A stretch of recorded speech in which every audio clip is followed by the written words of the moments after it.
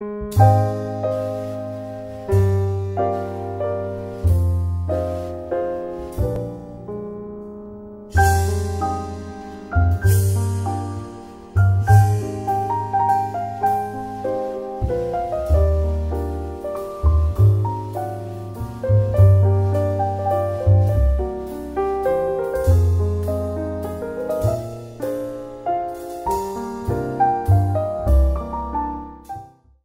evening, ladies and gentlemen.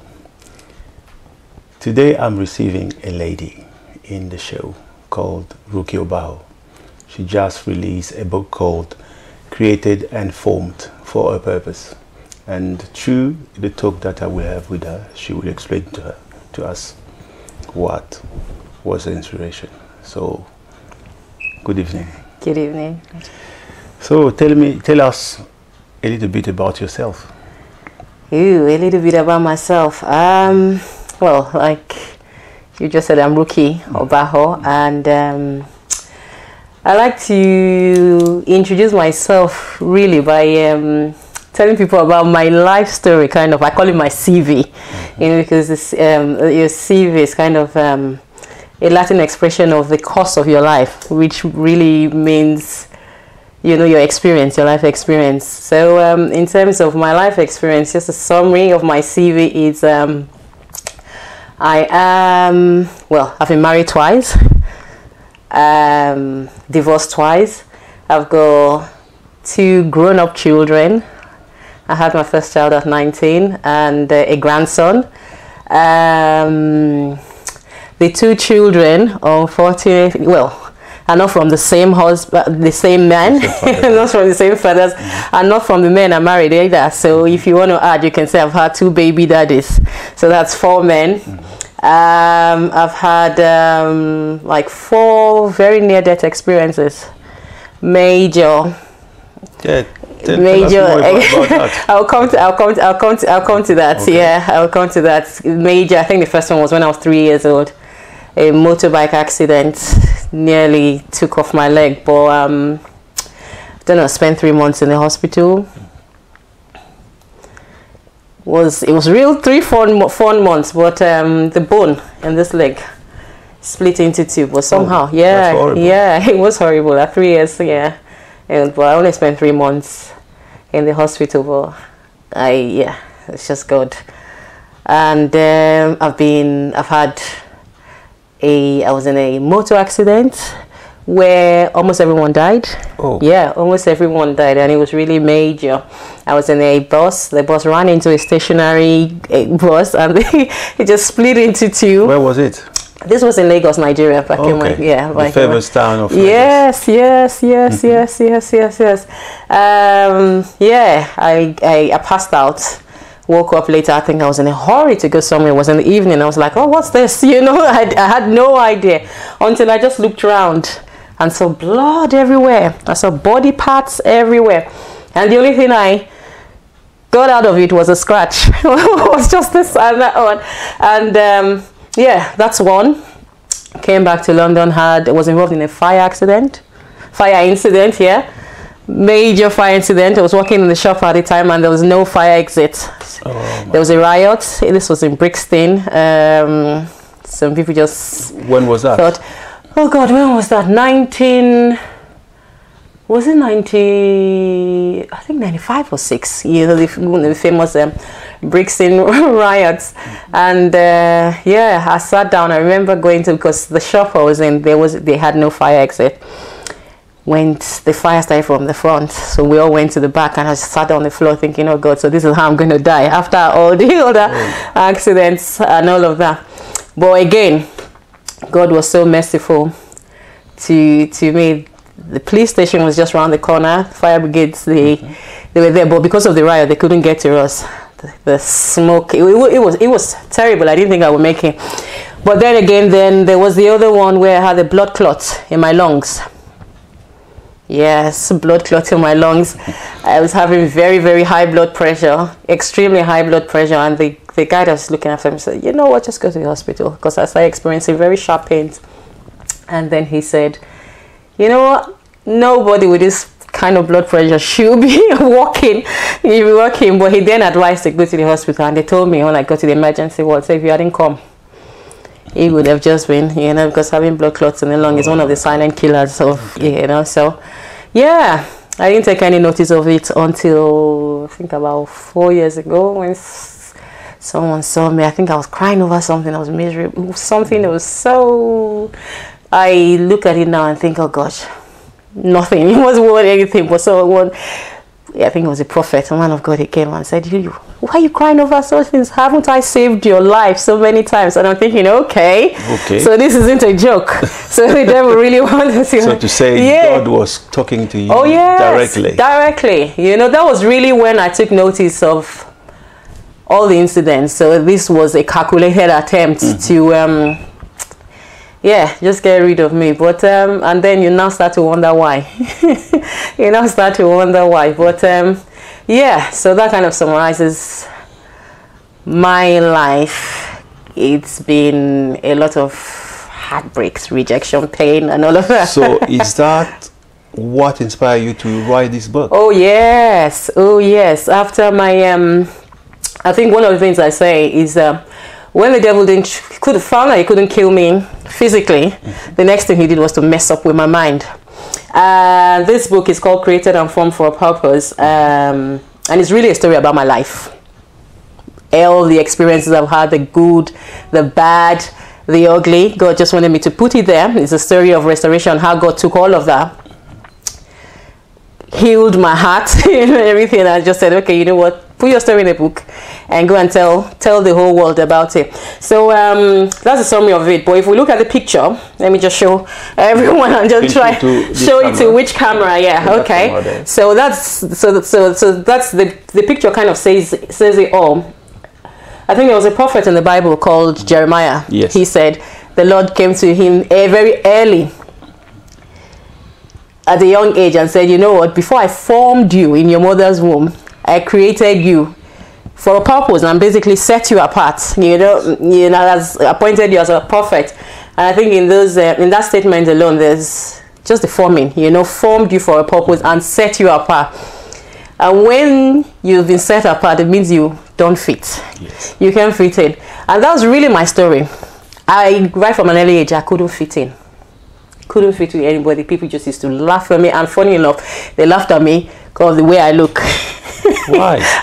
If you notice, immediately you came here, all I've been talking about is my appearance. Oh, how do I look? How do I look? So there's still that voice in my head. You know, but people just used to laugh at me. Oh, you're shaped like a Coca-Cola bottle upside down. You've got broad shoulders. You've got all of that. And this was from an early age. So because of that, I always had that going back mental that I'm not good enough. Which guy is gonna want me? You know, children are mean. You know, so basically, I didn't see myself as worth anything, and because of that, I made it a goal in life to start to go after very handsome men, tall, handsome. That was my goal in life, and that was just for me. That was a way to say I'm accepted. Yes. That validates me. You understand? If anyone sees me with this cool, handsome guy, they're just gonna think, "Oh, she must be something." Funny. It sounds very funny now, but it's strange. So yeah, even though some of these men were not good enough for me, well, not good enough. I knew there was nothing that would come out of it, but I just really tried to get them to love me, and I did a lot, including whatever it took, for you to love me. So I went through, because of that, one heartbreak after the other, major heartbreaks. That's how I got from my first marriage into the second marriage. And then after the second marriage, oh my God, when I separated from my ex-husband, that really broke me. Really broke me, because like I said, I've got 2 children. I've got grandson, but for some reason I got married to this guy. I met him in church. I couldn't have a child for him, and he desperately wanted a child. So that was his reason. So that kind of broke me. So basically what I'm trying to say is that God created me for a purpose, or like he creates everybody for a purpose. Purposes. Formed you and shaped you in a purpose, set you apart, which really means you are not meant to fit in. But me, I made it a goal in life to fit in. But that time when my ex-husband left me, it looked like that period where God just said, you know what, this is not what I planned. You know, this is not what I planned for you. And there's another story about the same prophet Jeremiah, when God said, you know what, go down to the potter's house. Go down to the potter's house and watch the potter as he's doing his work on a vessel, vessel. And the potter, Jeremiah went, he saw the potter molding the vessel, and the vessel got mad or scarred, so the potter had to like break it or mush it up and then start again. So that's what kind of this picture represents. You can see the potter's hand, you can see the crack, there's something wrong. So he's like, okay, let me form you back into that original mold, mold that I created for you. So that's what it's called, created and formed for a purpose. So this book is really talking about the spiritual formation side of it, where God now starts to, let's start again. Let's start again. Let's walk with this mindset. Let me walk with your character. Let's get rid of all the unforgiveness. Let's get rid of all, let go of all the things, the anger and all of that, so that you then become a vessel fit for his use. So he's said, okay, take all your story, take it in there and put it in there, because put it in this book, everything you've been through and how I've walked with you to bring you to this place, because there are thousands, many other people out there that, think. Yes, I mean, I do understand that this book is about your life, the experience that you had throughout your life. You're still a young woman.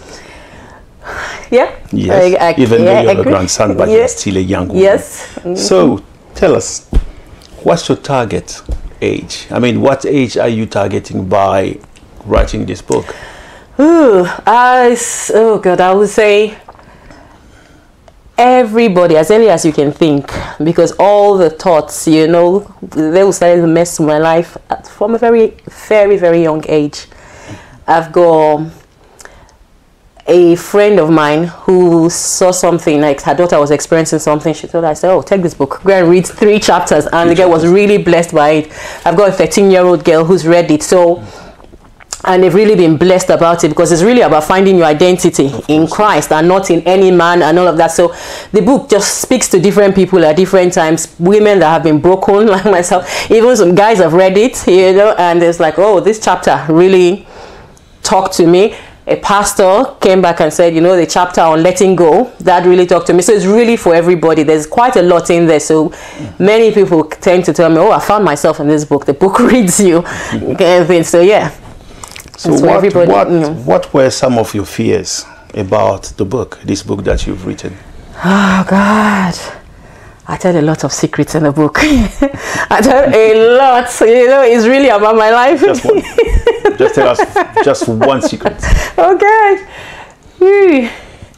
It depends. Oh gosh, I can't now, but I'll tell you what. There are a lot of things I did as a child. Okay. I used to sneak out of the house, Naughty girl. I used to sneak out of the house. I was in school. I used to sneak from school, come down to my hometown where I live whenever I used to never used to get home. So when my mom picked up the book to read, I was like, oh no, don't read it. Do not read it. And I think even in church setting, there are some lies. I said it in church. So every secret is in there. For my mom, I said, Mom, don't read it. But when she called me and said, I'm just in the last 2 chapters, I'm like, okay, and you're still talking to me? And she said, why not? It's just God's grace and everything. So that really blessed me, that she could read it. And it's just telling your life story. How would people, when your mother did read it, she came back to you to say she didn't. That's what I'm saying. Are you sure? Seriously, she didn't. She laughs about it. She's like, it's good. Okay. No, she didn't, because she cried. Yes. She read it, she cried. The time she sent me messages and just like, who told you don't look good? You're lovely, you're my beautiful baby, you are this, you are that. And there are sometimes, she's trying to give her own explanation for why that happened. And I'm just like, what? This is the bit God's want me to concentrate. And I'll tell you, she didn't just stop there. My book launch is coming very soon. She's been taking the flyers and giving to, distributing it. And my mom is very reserved. She's one of those people where hide your business in the house, you know, but for her to go around and, you know, share it, sell the books to her friends, you know, that it's just God's grace and from the anointing on the book. So you're talking about the book launch. Can you tell our viewers where and when? Oh gosh, it's at Spurgeon's College in South Norwood. It's on the 21st of March. And at what time? Don't forget to tell 3 to 6. 3 to 6, yeah, 3 to 6 in the evening. I'm going to have a panel of readers, people that have read the book, to really just sit down and say how the book is impacted, and so there's going to be questions and answers. So just want to give you like 1 hour so that everyone gets a feel for what's in the book. So yeah.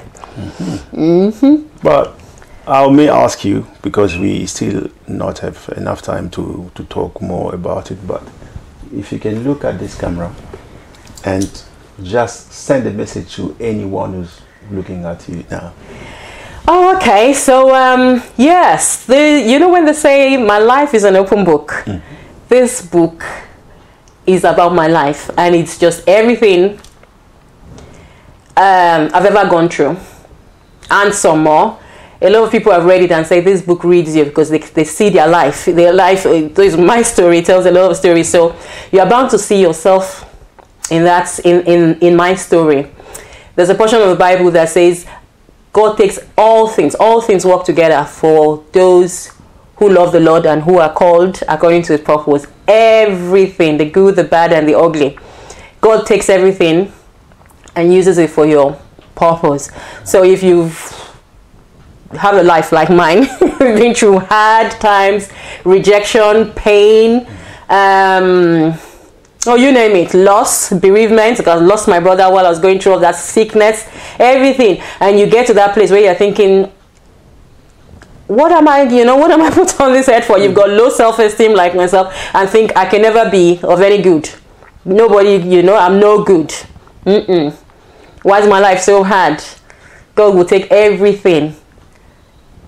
Everything is just working together for your purpose, and you can see how there's a thing that says God takes your mess and turns it into a message. That's this book. So yeah, I would advise you to get a copy. You will not regret it. Yes, you say you are advising people to get a copy. So yes. Where can they find a copy? It's on Amazon, everywhere on Amazon. It's on my website, www.createdandformedforapurpose.com. So on my website, you will see a link of where you can get it. You can actually get it on my website. It's in some places in my country, Nigeria, and if you go on my website, you will see all the details of how you can get it. So what I can say is thank you for welcoming us to your house. Thank you. So any last word so we can say goodbye to our viewers? I just say for everyone that's going to get the book, it's a privilege having someone to, come into my life and share my life. And I just pray God blesses you, and I pray God speaks to you and make you realize that you were created and formed for a purpose. And I just pray that after reading this, you'll be able to find what it is that God has created, or how you can use your own story to bless somebody else. Yep. Thank you very much. And what I can say is thank you very much for welcoming us to your house, and maybe another day. Yeah. Thank you. Thank you. So I just spoken to Ruky, who is launching a book on Saturday, and if you have time you can come and join us, because we'll be there to do a report about the book launch. And thank you, and see you next time on the same screen. Bye bye.